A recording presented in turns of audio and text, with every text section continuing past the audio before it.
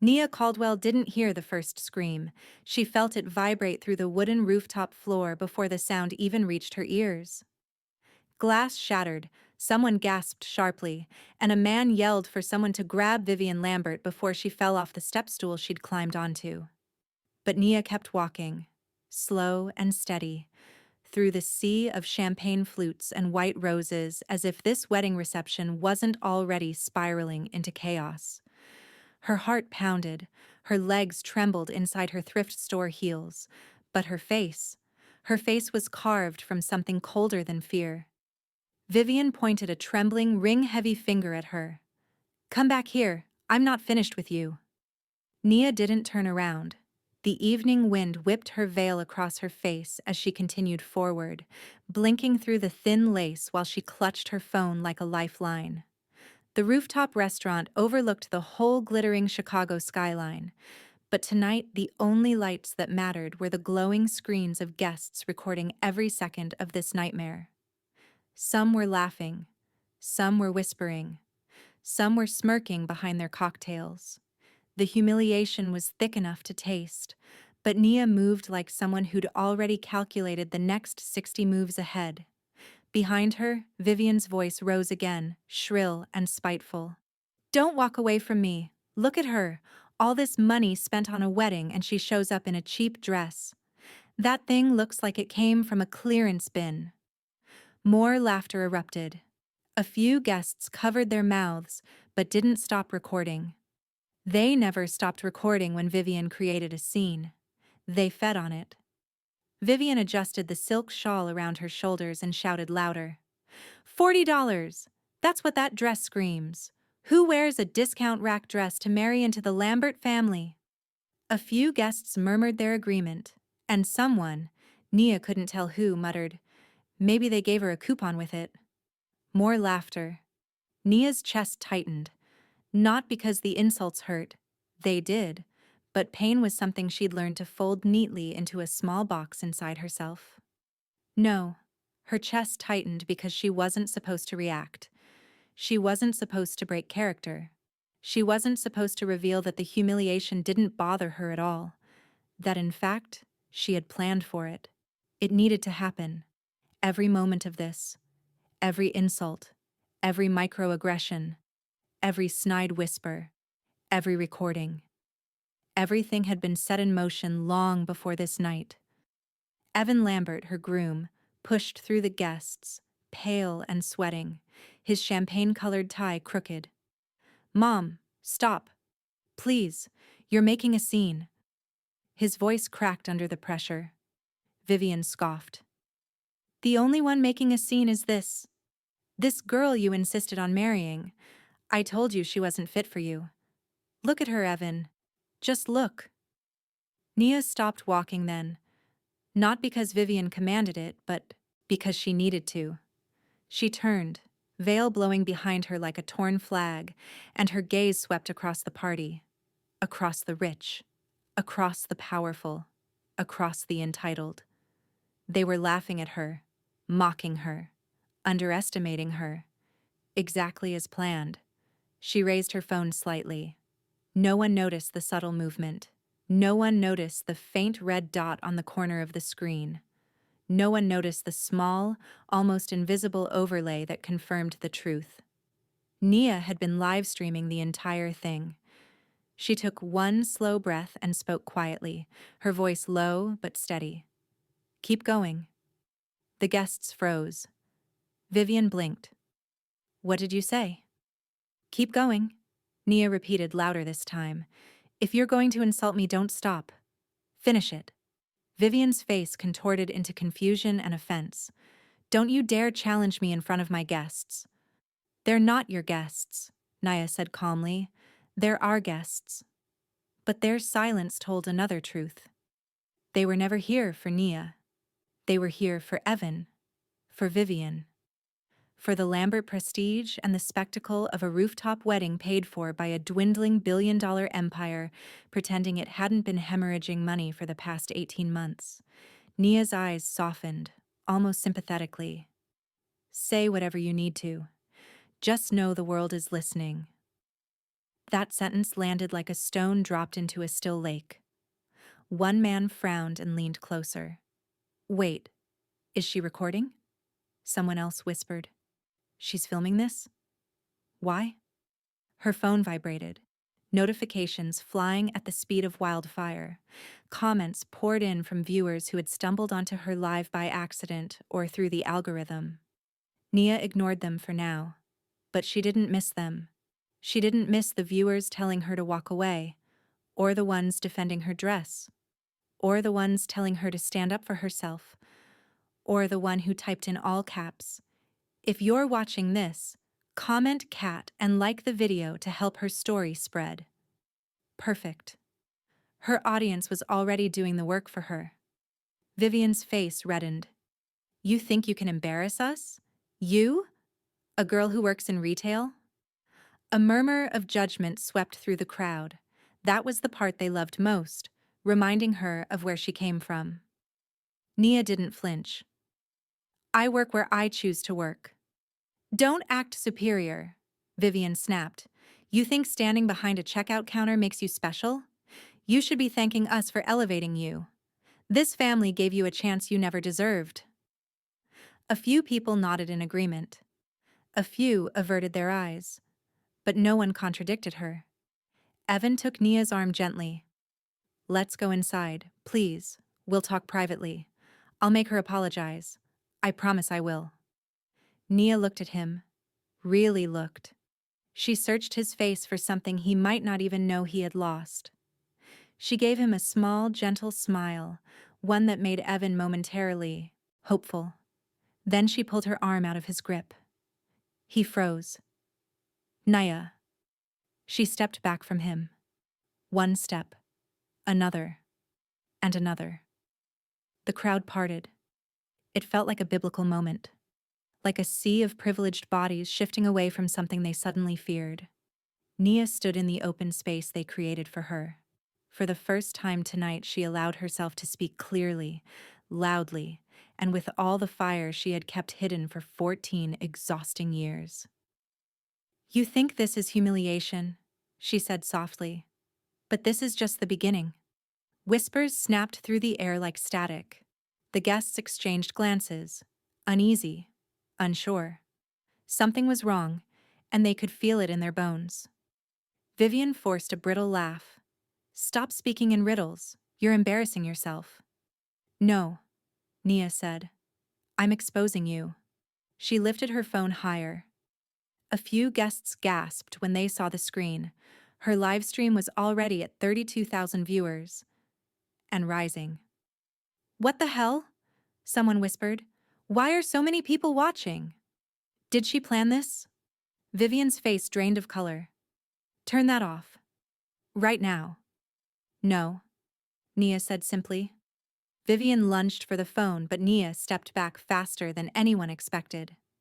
Evan tried to grab his mother, but she shoved him away. Give me that, Vivian screamed. Nia steadied her hand, her voice controlled and razor-sharp. My father used to tell me something. He said, people will always show you who they are when they think no one is watching. Vivian froze. Everyone froze. Nia continued. And tonight, you've all shown the world exactly who you are. Her phone buzzed wildly again. 58,000 viewers. Chat exploding. Another viewer typed, Guys, comment cat. So the algorithm pushes this live to more people. Everyone needs to see this. Nia smiled faintly. Looks like they agree. Vivian clutched her pearls dramatically. You ungrateful little... Don't finish that sentence, Nia said firmly. You won't like what comes after. You can't threaten me, Vivian snapped. Not in my own family, not on my son's wedding day. Nia exhaled slowly, her voice dropping to something dark enough to make every spine prickle. I'm not threatening you, Vivian. I'm warning you, because what's about to happen next, it won't just humiliate you. She paused. It will destroy the Lambert family name. Gasps rippled through the crowd. Evan staggered. Nia, what are you talking about? She met his eyes, and something inside him cracked. There was grief there, recognition, the dawning fear that he had never truly known the woman he just married. "I gave you every chance," she whispered. "Every chance to see me, to stand by me, to listen when I told you how they treated me. You didn't. Nia. And now," she said, "we're out of time." They were all staring at her. Now. Good. She had their attention. Her audience was swelling past 80,000. The world was watching. And she had only just begun. Raina's breath caught as the headlights behind her swerved, cutting too close, the car's engine roaring like it was hungry for her. She didn't think. She just moved, shoving Malik's arm, yelling for him to keep running, her own heartbeat banging in her skull like a countdown she couldn't slow down. "If I die here, it'll be because I didn't listen to myself," she thought. That sharp first-person realization slicing through the chaos. Malik stumbled over a loose chunk of broken concrete, nearly face-planting, and she grabbed the back of his hoodie, hauling him forward with more strength than she should have had. Adrenaline did that, turned her into someone she barely recognized. The car screeched to a halt behind them, the metal rattling like it was shaking off dust and hesitation. A door slammed. Heavy footsteps hit the asphalt. "Raina, you know you can't outrun this." She heard the voice and felt her stomach peel downward, like gravity had grown fingers. Devin. Not the Devin she used to know, not the one who laughed too loud and braided a cat's tail once for a TikTok prank and called it art. Not the Devin who used to text her, "Come outside. I'm bored," even when they were 20 blocks apart. This Devin sounded wrong, like a cracked mirror version of the boy she'd once trusted too easily. Malik whispered, "Who the hell is that? And why is he calling your name like you belong to him?" "I don't," she hissed back. "Keep moving." They darted behind a stack of metal crates leaning against the back of an abandoned storefront. Rust flaked off them as they pressed their bodies against the surface. Raina could taste metal dust on her tongue. A streetlight flickered overhead, giving the alley a heartbeat of its own. Bright, dark, bright, dark. Footsteps approached. Devin's voice was smooth now, too smooth, like a blade running against glass. "You're making this worse for yourself." Her chest tightened. "I feel like I'm shrinking." That was the truth. It was like she had stepped outside her body and could see her own fear holding her hostage. Malik leaned in so close their shoulders touched. His breath trembled against her ear. "If we stay here, he'll find us." "I know. And if we run, we have a shot." "Raina," Malik whispered, "we won't outrun a car." She looked around the alley. Broken pallets, a dumpster, a half-collapsed metal door leading into the old warehouse. That door was their only shot, even if the darkness behind it looked like a swallowed world. She grabbed Malik's hand, squeezing hard. On 3. Devin's footsteps stopped right outside their hiding place. 1. Silence. 2. She could feel Devin's presence like cold breath on the back of her neck. 3. They bolted, toward the metal door. Devin lunged around the crates at the same moment they sprinted, his hand swiping the air where Raina's hair had been a fraction of a second earlier. She yanked the door, shoulder slamming it open as Malik shoved her inside first. The darkness swallowed them whole. The door screeched shut behind them just as Devin slammed into it. Malik exhaled shakily. "He's gonna break that down." "I know." That wasn't comforting Raina. Inside the warehouse, the air was thick and stale, dust floating like soft static in the faint moonlight seeping through a cracked skylight. The ground crunched with debris. Old machinery sat like sleeping beasts, hulking shadows that could hide anything or anyone. Raina swallowed. I can't show fear. But she felt it. Deep, sharp, like it had teeth. Malik's phone buzzed, vibrating in his pocket. He pulled it out and the glow lit both their faces. 2% battery. "You have got to be kidding me," Malik groaned. This thing dies more than a cat pretending to faint for views. At the mention of a cat, Raina's mind flashed, like the one that always pops up in the comments section of every viral survival story video. She hated that her brain even went there, but panic did weird things. Text anyone, she whispered. Anyone. Malik typed fast. My cousin. He's nearby. Tell him we're locked in the old Westline warehouse. He hit send. Or tried to. The phone died mid-transmission. Cool, Malik muttered. Perfect. Amazing. Let's all clap for my terrible luck. Raina peeked through a hole in the metal door. Devin wasn't there, but his car headlights still glowed through the alley, two white eyes staring them down. He's not leaving, she whispered. He'll wait. For what? Malik asked. For us to run out of options. The warehouse groaned as the wind outside shifted. Something clanked deeper inside. Metal against metal. Malik stiffened. Please tell me that was the wind. It wasn't the wind. They moved slowly, each step careful, deliberate. The darkness thickened the deeper they went, wrapping around them like wet cloth. Raina's fingers grazed old pipes and peeling paint as she guided them by touch. The scent of oil lingered, torn by a faint, unpleasant musk she couldn't identify. Malik whispered, Why is this happening to you? Who is that guy? Raina swallowed. The truth pressed at the back of her throat. If I tell him everything, he might run, or he might stay and die beside me. Neither option felt good, but she couldn't lie anymore. He used to be my friend, she whispered. We grew up together. He changed. That's not enough to chase someone with a car. He got involved with a group, not a gang. Not exactly. More like... She stopped, because she heard it too. A soft, dragging sound.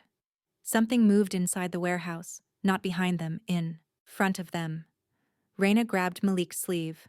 Stay behind me. But you don't have a weapon. I have anger. Not the same thing. The dragging sound stopped. Then a low voice rose from the darkness. You shouldn't have come in here. Malik's breath froze. Raina's eyes narrowed. Who's there? A figure stepped from behind an old conveyor belt. A man, tall, lean, wearing worn-down boots and a hooded jacket. His face was half shadow, half exhaustion. He lifted both hands slowly, palms open. I'm not here to hurt you, he said. But the man outside? He's not going away. No kidding, Malik whispered. Raina studied him. He doesn't look like Devon's people. She felt her own instincts click into place. Sharp, alert, alive. Who are you? She asked. Name's Cade. And you two just walked into the worst possible hiding spot. This place, it isn't empty. Malik's eyes went huge. What does that mean? Like raccoons? Ghosts? Squatters? Serial killers? Because honestly, I can't handle a serial killer right now. I really can't. It means, Cade continued, that the group your friend is part of uses this warehouse after midnight. If they show up and find you here. He didn't finish. He didn't need to. Raina's stomach twisted. I brought us into a trap. She felt the guilt coil hot and tight inside her. How do we get out? She whispered. Cade nodded toward a metal staircase leading to the second floor. There's a maintenance hallway up there. If we can reach the back ventilation hatch before they arrive, you might get out unseen. You're coming with us? Malik asked. I didn't say that. Raina stepped closer, eyes unwavering. You did now. Cade studied her like she surprised him. Maybe she surprised herself too. I'm not the same girl who used to hide behind sarcasm and excuses. Not tonight. Outside, Devon's car engine revved again, the sound echoing through the walls like thunder. Cade flinched. We're out of time. Move. They climbed the staircase quickly, the metal vibrating under their feet. Each step felt louder than it should have, like it was announcing their location to the world. Halfway up, Raina looked down and froze. Devon had entered the warehouse. He moved slowly, like he already owned the air inside it. His footsteps were patient, confident, the kind of confidence that made Raina's blood turn cold. Malik mouthed, "He's going to hear us." Cade motioned toward the landing. "Up. Now." When they reached the top, the hallway stretched long and narrow. Pipes lined the walls. A single faint bulb flickered overhead, buzzing like an angry insect. "This way," Cade whispered, leading them down the corridor. But then, a metal clang echoed below, followed by Devon's voice rising into a low, unsettling laugh. "You can run all you want, Raina. I always find you." Her spine stiffened. "He's done this before. He's done this more than I wanted to admit." Malik whispered, "Why is he obsessed with you?" Raina looked away, shame creeping under her skin. "Because I saw something I wasn't supposed to." Cade turned sharply. "What did you see?" "Something his group did. Something bad." Cade cursed under his breath. "That's why he's chasing you? You should have been gone from the city days ago." "I didn't know it would get this bad." The hallway vibrated. Footsteps below, slow and deliberate. Cade pointed at a final metal door. "The hatch is through there." Raina reached for the handle. It didn't budge. Malik tried. "It's jammed." Devon's footsteps grew louder. Cade wedged a metal bar under the doorframe, grunting as he tried to pry it open. "Come on, come on." Raina pressed her ear to the floor. Devon was on the stairs. "Cade," she whispered urgently. "He's coming." "Then help me open it." She grabbed the bar with him, both of them pulling so hard her arms felt like they were tearing from the sockets. The door groaned. Then it snapped open with a loud metallic crack that echoed through the entire warehouse. Devon stopped walking. Silence. Pure, suffocating silence. Cade hissed, "Go, now!" They scrambled through the doorway just as Devon reached the top of the stairs. He saw them, and he smiled. It wasn't a human smile. It was a promise. Raina felt her heartbeat slam into her ribs. He won't stop. He won't ever stop until I stop him first. The hatch at the end of the maintenance hall glowed faintly with outside light. Freedom. But behind them, Devon started running, and he was fast. Raina didn't look back at first. She couldn't. Her legs were pumping too hard, her lungs clawing for air, her chest tight enough to crack. Malik sprinted beside her, his breaths loud, uneven, terrified. Cade ran ahead, glancing over his shoulder as if calculating how many seconds remained before Devon caught up. Then Raina heard it. Devon's footsteps slamming against the metal floor behind them, each step faster, sharper, closer. When she finally risked a glance, her blood iced. Devon wasn't running like a normal man. He bolted forward like something feral, something that had waited years to sink its teeth into her. His eyes were locked on her, almost glowing with obsession. His mouth twisted into a grin that made her skin crawl. Malik choked out, He's gaining." Cade shouted, "Move! Don't think, just move!" They barreled toward the hatch at the end of the hallway. A square of pale, ghostly blue light spilled through its edges, a glimpse of night, of oxygen, of possibility. Raina felt a surge of hope. Then the lights above flickered. One long flicker, then darkness. She screamed, skidding against the wall. Malik collided with her shoulder. Cade stumbled but stayed upright, only Devon didn't slow. His silhouette kept lunging forward in the pitch black like he'd memorized every bolt in the floor. Raina's voice broke. "Why isn't he stopping?" "Because he's unhinged," Malik cried. Cade yanked them both upright and pushed them forward in the dark. "Follow the wall! Keep your hands on it and run!" Raina pressed her palm against the freezing metal and bolted, her breath ragged. Her mind flashed in and out of first person like survival instincts were rewriting her memories as they formed. "I don't want to die here. Not in the dark. Not hunted. I promised myself I'd never let fear choke me again. But fear did choke her, tightening every time she heard Devon closing in. Her fingers scraped the wall's rusted surface as she sprinted, searching the darkness for the hatch. Then her hand hit a small, cold metal plate. "The hatch!" she gasped. "I found it." Cade shoved Malik toward it. "Climb! Reyna, go after him!" Malik's fingers fumbled for the latch, finally grabbing hold and pulling himself into the narrow ventilation tunnel beyond. Just as Reyna grabbed the hatch frame, Devon's hand latched onto her braid and yanked. She screamed as her head snapped back, pain shooting through her scalp like fire. Malik shouted from inside the vent, "Reyna!" Cade spun, fists flying, punching Devon across the face so hard the impact cracked through the hall. Devon barely flinched. His grip on Reyna tightened. She felt strands of hair ripping away from her head as she clawed at his hand, nails scraping skin. Devon leaned in close, whispering, "I told you I always find you." Cade roared and tackled him full force. The two slammed into the wall, metal groaning from the impact. Devon's fingers tore free from Reyna's hair as she stumbled forward. "Go!" Cade yelled. "I'll hold him." "No!" Reyna cried, reaching for him. Devon elbowed Cade hard in the ribs, and Cade coughed violently, dropping to one knee. Devon grabbed a loosened metal pipe from the floor and raised it like a club. Reyna's heart stopped. "No, no, no!" Malik reached out from the vent and grabbed her arm. "Reyna, get in now!" But Cade looked at her with something strange in his eyes.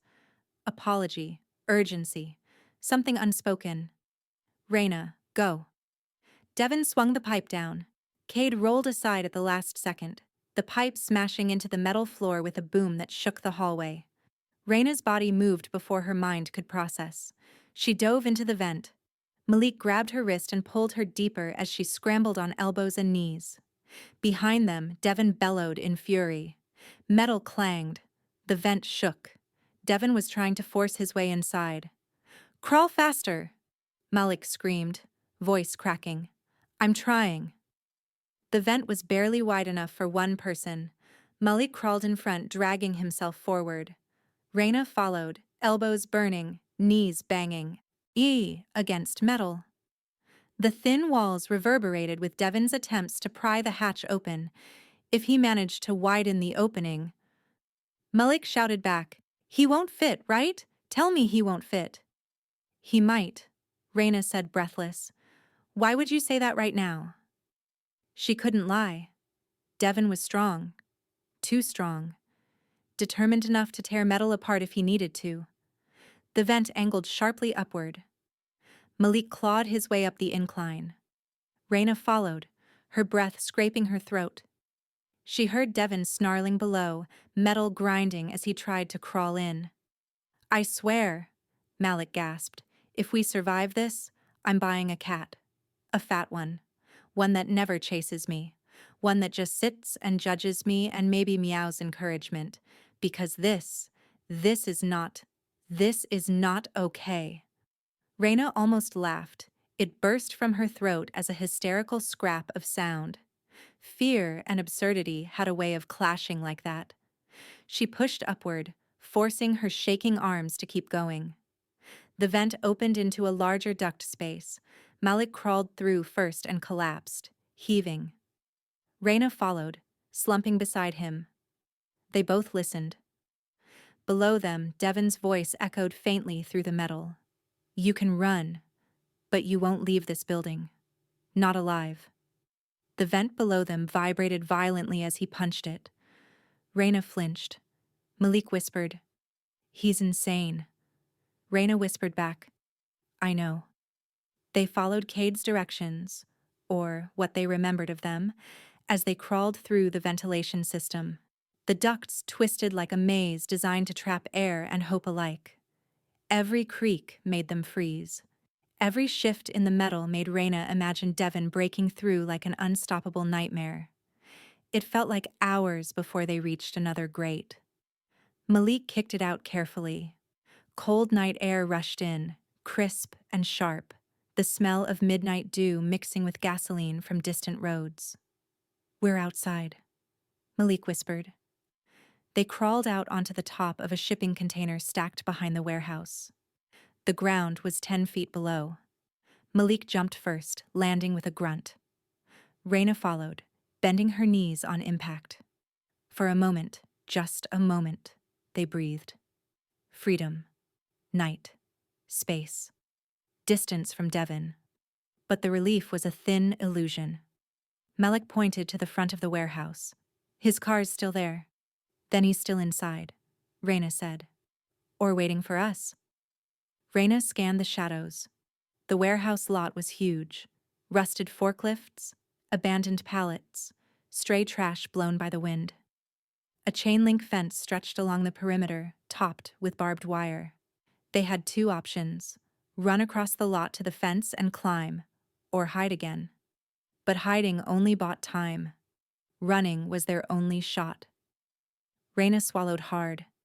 "I can't keep running from my past. I can't let this define my life." The first-person realization hit her like a quiet thunderbolt.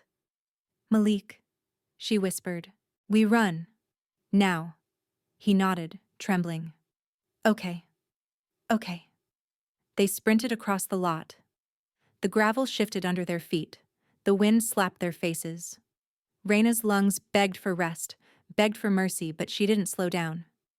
Halfway across, a sound shattered the night. A gunshot. Then another. Malik screamed and dropped behind a forklift.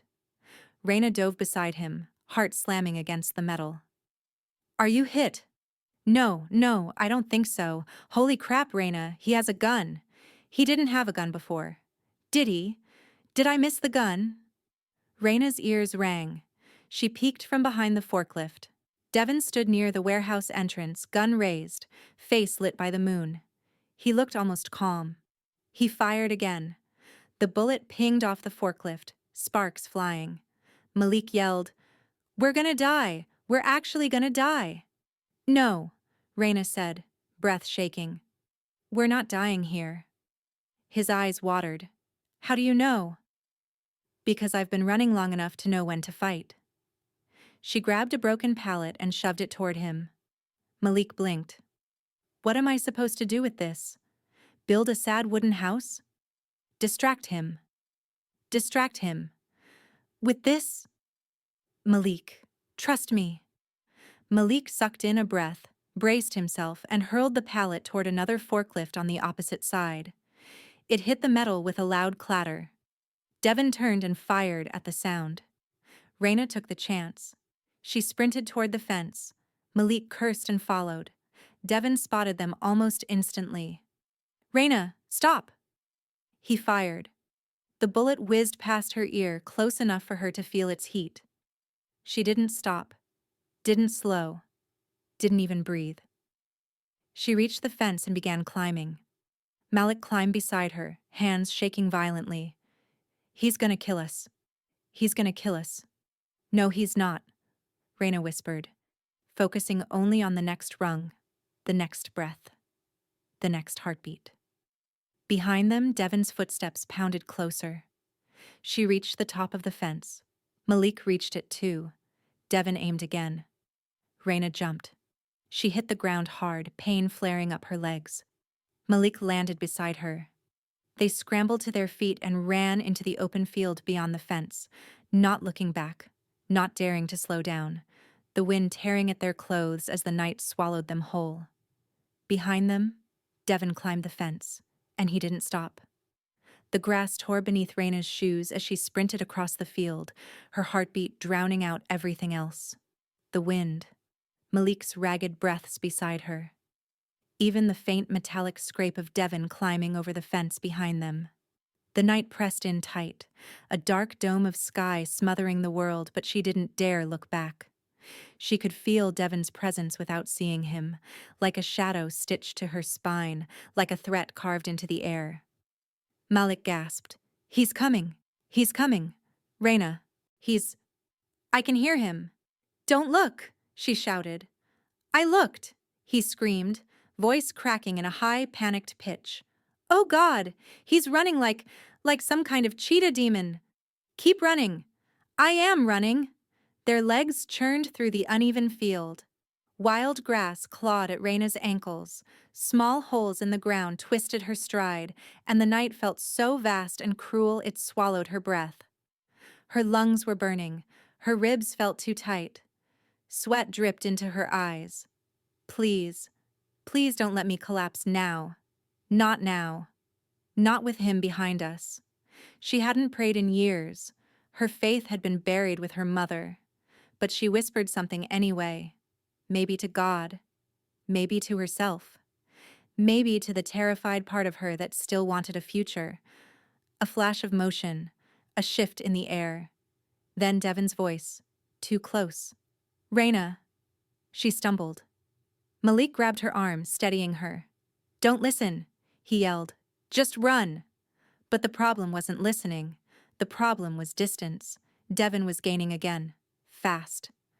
Raina's chest seized as memories slammed into her like fists. Devon laughing behind her in the halls of their foster home. Devon cornering her near the basement stairs. Devon dragging her by the wrist, telling her she owed him. Devon making her feel small, powerless, breakable. Not again. Never again. Malik shouted breathlessly, "Forest! Up ahead! Trees! If we reach them, we can lose him." Raina focused on the dark silhouette of the woods rising ahead like a wall of jagged shadows. If they got inside, Devon's advantage shrank. The forest meant cover, hiding places, unpredictability. The field meant death. "Run harder!" she shouted. Malik gave a strangled laugh. "What do you think I'm doing, zooming?" She pushed herself anyway, forcing her legs to pump even as her muscles screamed. Malik matched her pace, his face contorted with fear and determination. He wasn't built for sprinting, not like this, but he refused to leave her. The trees drew closer. 20 yards, 15, 10. A gunshot cracked through the night. Raina's feet left the ground as instinct threw her forward. Malik yelped and dropped to one knee. "No, no, Malik. I'm okay, just tripped." He coughed. Another gunshot. Dirt exploded beside them. Raina grabbed Malik under the arm, hauling him up. He stumbled but found his footing. They dove into the forest just as another bullet ricocheted off a tree trunk behind them. Darkness swallowed them. Branches whipped their faces. Roots rose like traps. The air felt colder here, heavier, as if the forest itself held its breath watching them. Raina ducked under a low branch. Malik crashed right through it. Leaves exploded everywhere. "Sorry," he hissed. "Don't be sorry, move." Behind them, Devon's footsteps slowed. No more sprinting, no more chaos. Just slow, deliberate movement. Careful. Steps. Predatory steps. Malik whispered, trembling. "He's taking his time now. Raina, he thinks we're trapped." Raina swallowed the fear clawing its way up her throat. "We're not trapped. We're in a forest at midnight, being hunted by a lunatic ex-foster brother with a gun." "We're not trapped," Malik whispered shakily. "Are you saying that for me, or for you?" Raina didn't reply, because she wasn't sure. They hurried deeper, trying to move quietly, but every step snapped twigs and rustled leaves. Malik couldn't help it. He was terrified, clumsy, exhausted. Raina grabbed his wrist, guiding him around obstacles, her fingers shaking. The forest stretched endlessly, the path unclear. Shadows twisted like living things. Behind them, Devon's voice drifted through the trees. "Come out, Raina," Malik whimpered. Raina squeezed his hand harder. Memory crept in uninvited. Her first night in the Morrison foster home, lying awake while Devon whispered her name through the wall. The fear that soaked into her bones. The years she pretended not to hear him. The years she learned to hide everything, even her breathing. Devon had always acted like she belonged to him. Now he acted like she owed him her life. Not anymore. A sudden rustle to their right. Raina froze. Malik stiffened beside her. Devon's voice moved. He was circling now. Raina motioned for Malik to crouch. They ducked behind a fallen tree, breaths held. The night pressed down hard on their shoulders. Something small scurried nearby. Maybe a squirrel, maybe a raccoon. But it still made Malik jolt violently. Raina covered his mouth gently. Shh. Devon's footsteps crunched leaves. He was close now. Maybe 20 feet away. Maybe less.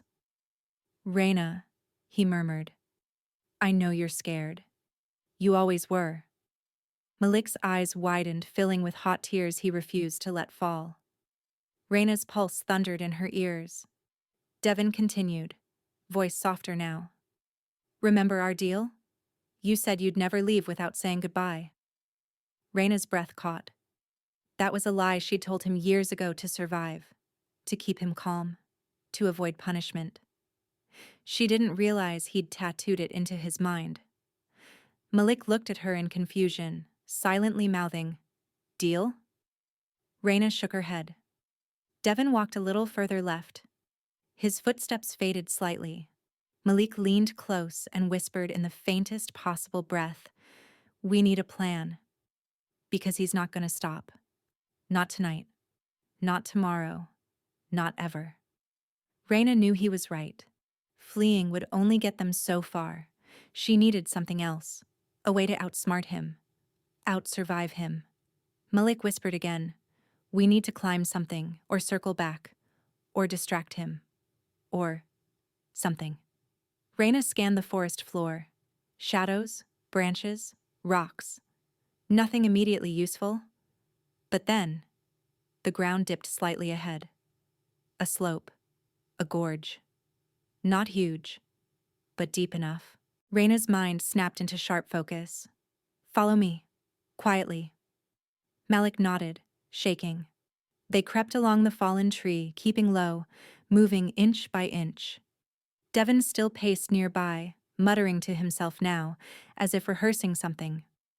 Raina listened to his tone, soft, nostalgic, dangerous. He was unraveling. Fast. Perfect. She guided Malik toward the slope. It descended into darkness, a steep drop filled with thorn bushes, rocks, and tangled roots.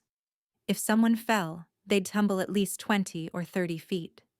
If Devon fell, Raina didn't finish the thought. She pulled Malik close and whispered, When he comes closer, I'm going to draw him here. Malik recoiled. No, you can't.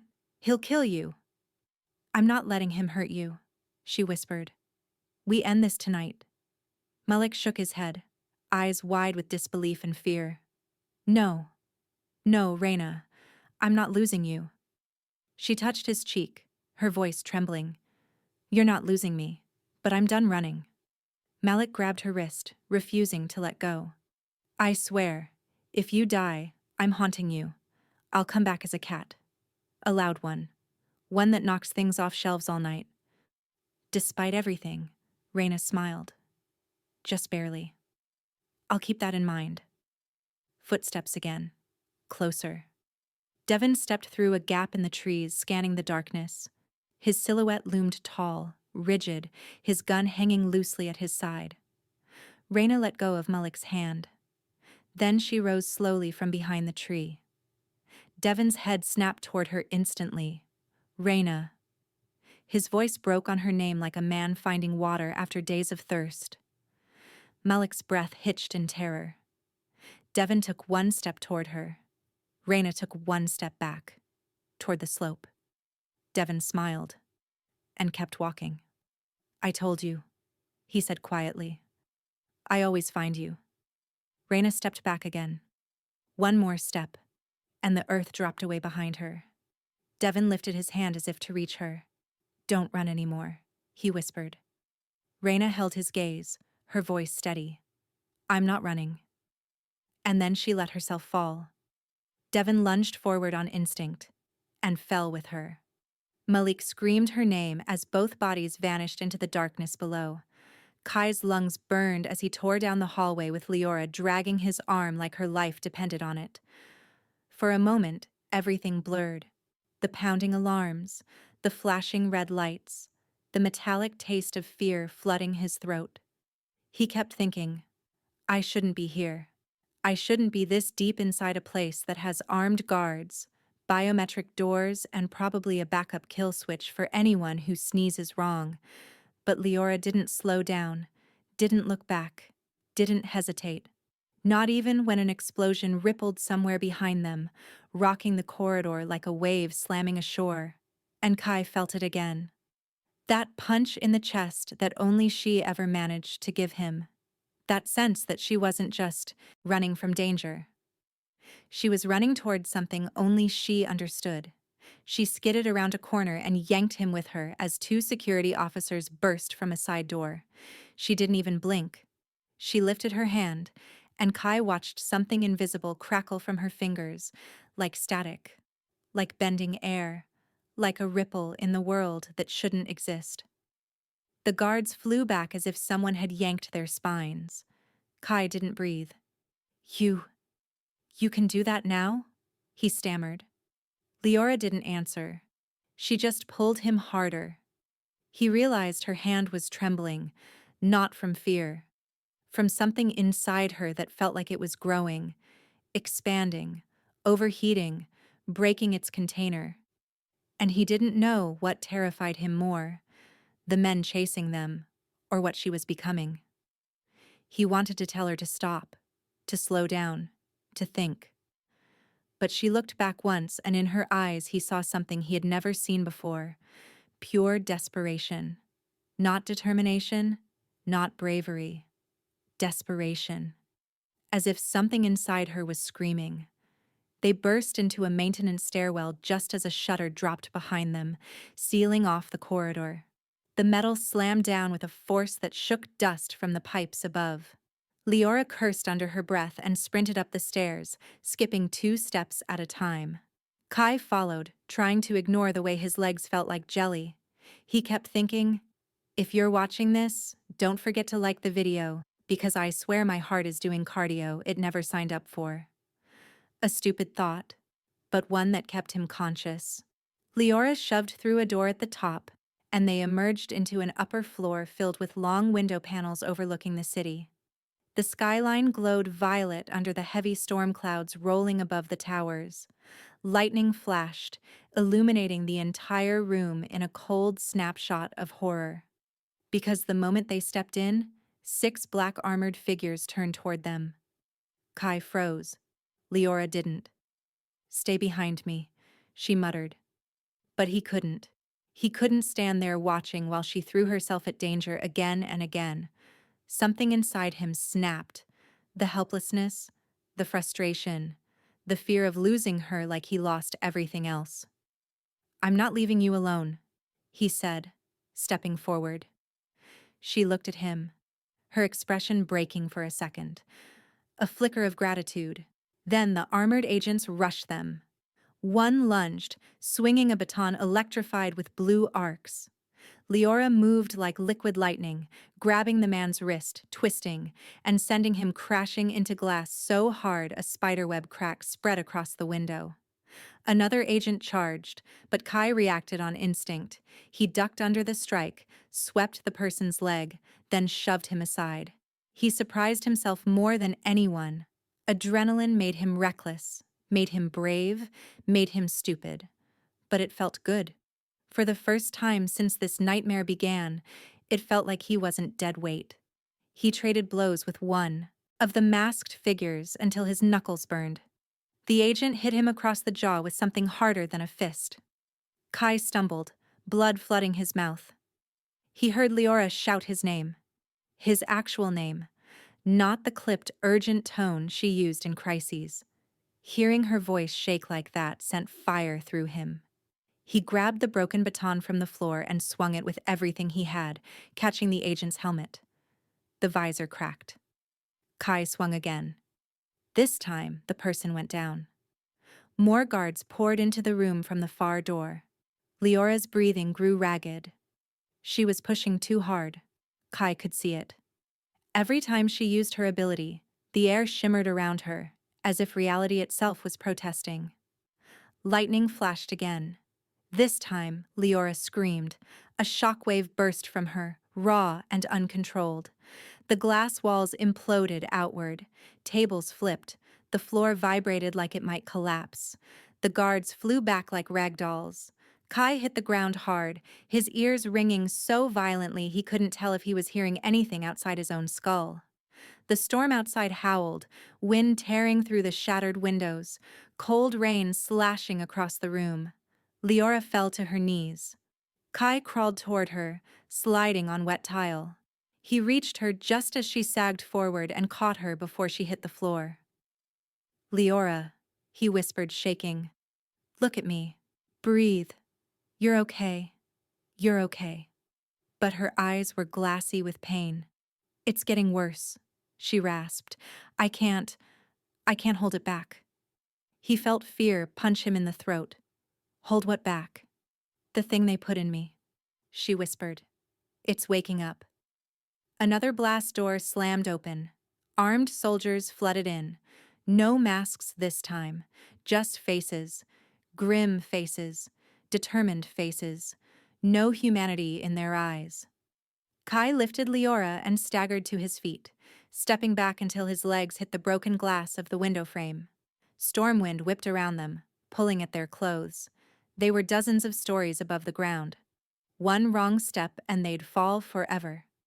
A man stepped forward, tall, pale, wearing a polished suit like he was attending a gala instead of leading a security strike.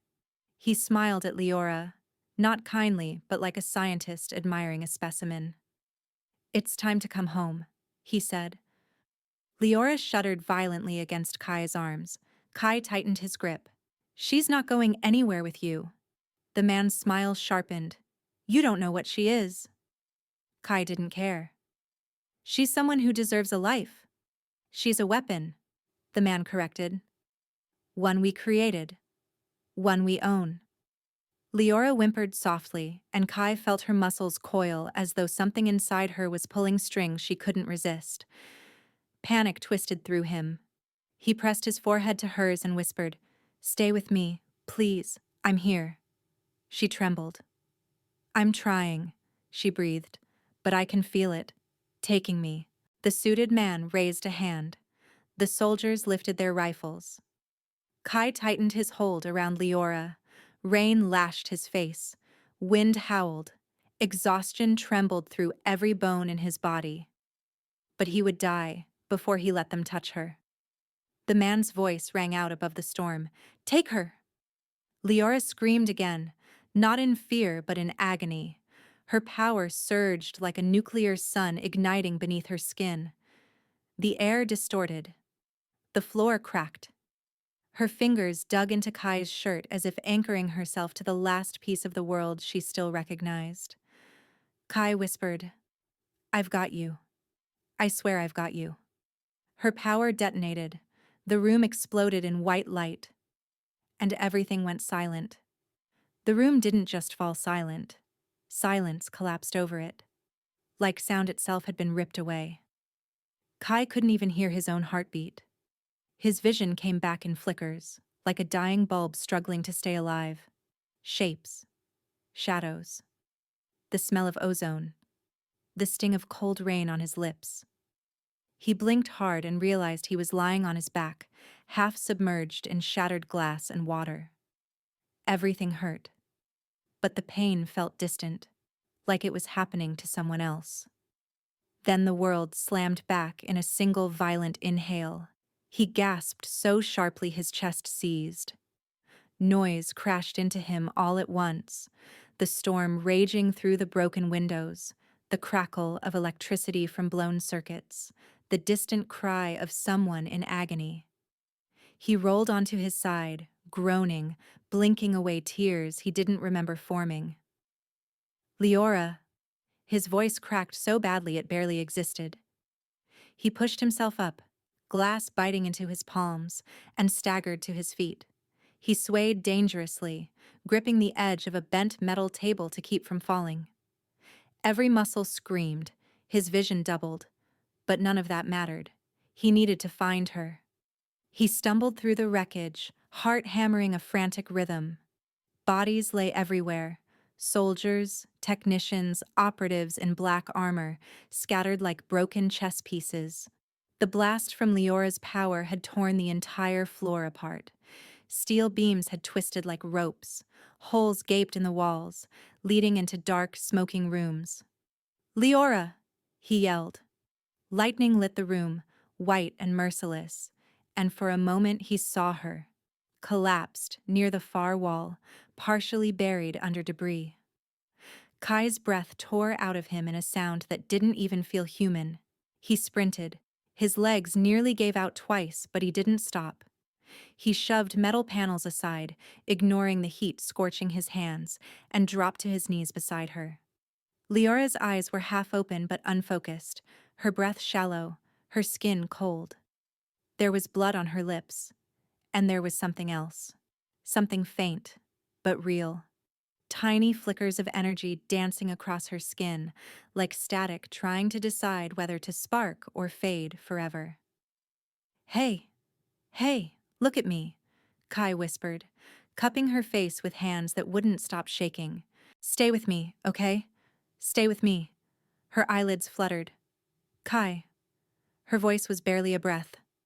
I didn't mean to hurt you." "You didn't." He forced a shaky smile. "You saved me. For the 10th time today, actually. You're making me look useless." A tiny laugh escaped her. Weak. Painful. But real. "You punched a guard. That counts." Kai felt something break in his chest. Something warm. Something terrifying. He leaned his forehead against hers. "We're getting out of here." She winced, gripping his wrist. "No. Kai. Listen to me. I can't control it anymore. Whatever they put inside me, it's spreading. If I have another surge, then I'll handle it," he said immediately, fiercely. She shook her head. "You don't understand. I felt it. When it exploded, it wasn't just energy, it felt like..." Her voice cracked. "Like something alive." Kai swallowed hard, refusing to let panic in. "Doesn't matter, you're still you." A voice echoed from behind them. Touching. Truly. Kai spun around, dragging Leora behind him as the suited man stepped through a cloud of dust and smoke. His coat was shredded at the sleeve, his hair a mess, blood trickling from his temple. But he was alive. And he was smiling. Not with amusement, with triumph. "You see now why she belongs to us," he said. He gestured around the destroyed floor. "She can level a building without meaning to. She's a walking apocalypse. And you think you can save her?" Kai stepped in front of Leora, fists clenched so tight his nails drew blood. His voice shook, but not with fear. "I don't think it. I know it." The man's smile sharpened. "You're delusional. She's a prototype, a tool, a weapon." Leora's grip on Kai's sleeve tightened. He felt her tremble behind him, not in fear but in anger. The man noticed. His smile faded. "Leora, stand up." She didn't move. "Stand up," he repeated, voice icy. Kai didn't realize he was moving until he was already speaking. "Don't talk to her like that. Don't even look at her like that." The man's expression hardened. "I'm done asking." He raised a small device, something like a detonator but sleeker, deadlier. Leora gasped, choking on a sudden surge of pain. Her back arched, and she collapsed again, convulsing. "Kai!" she screamed, voice raw. "Run!" But he didn't run, he charged. The man's eyes widened in genuine surprise. Kai didn't think, didn't plan, he just moved, driven by something primal and unstoppable. He slammed into the man, tackling him so hard they crashed through a shattered glass frame and tumbled across the floor. The detonator clattered away. The man grunted, gasping as Kai drove a punch into his jaw. Then another. And another. Rage tore through Kai like wildfire. Rage for what they did to Leora, for what they turned her into, for how scared she was of herself. The man twisted, grabbing Kai's throat in a vicious choke. Kai clawed at his wrist, struggling for breath. Spots danced in his vision. "Do you think this is about you?" The man hissed. "She's the first of her kind, irreplaceable. You? You're a footnote." Kai's vision blurred. His hands scrabbled for anything: glass, metal, debris. They closed on a bent metal rod. He swung blindly. The rod connected with a sickening crack. The man collapsed, unconscious. Kai stumbled away, coughing hard, struggling to breathe. His throat burned. His lungs screamed, but he forced himself up and staggered back to Leora. She lay curled on her side, shaking violently. Energy writhed under her skin like lightning trapped inside veins. Her eyes were open, glowing faintly. "Kai," she whispered, tears streaming. "I can't." "Hold it. It's going to explode again. You need to go." "No." He knelt and pulled her into his arms, holding her tight. "If you explode, then I explode. We're doing this together." She sobbed into his shoulder. "I don't want to hurt you." "You won't." She looked up at him, terrified. "How can you be so sure?" "Because," Kai whispered, brushing her hair from her face, "you're not a weapon. You're a person. And you're stronger than whatever they put in you." Lightning flashed behind them. The whole building shook. Leora clung to him, burying her face in his chest. "I'm scared."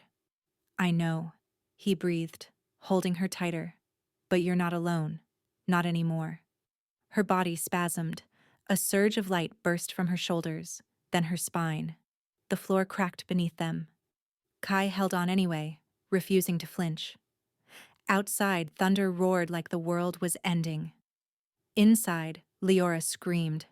A blast of energy erupted, but this time it didn't destroy. It shaped. It bent. It listened. It wrapped around them in a sphere of shimmering air, lifting them off the collapsing floor as the entire structure buckled.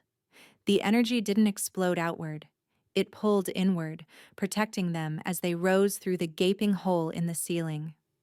Kai didn't know if they were flying or falling upward or being carried by something he could never understand.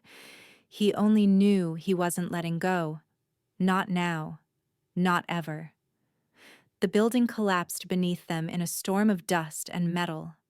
The sphere shot upward into the night sky, into the heart of the storm itself, lightning dancing around them in blinding streaks. Leora trembled in his arms, glowing like a dying star trying to be born again. "Kai," she whispered, breath fading. "I'm still here." He kissed her forehead. "Good. Stay." The storm swallowed them whole. The world disappeared. The light grew brighter. Then everything went black. And in the final flicker of consciousness before darkness claimed him, Kai thought one thing. If you're watching this, don't forget to like, comment, and subscribe, because if we survive this, you're not going to believe what happens next.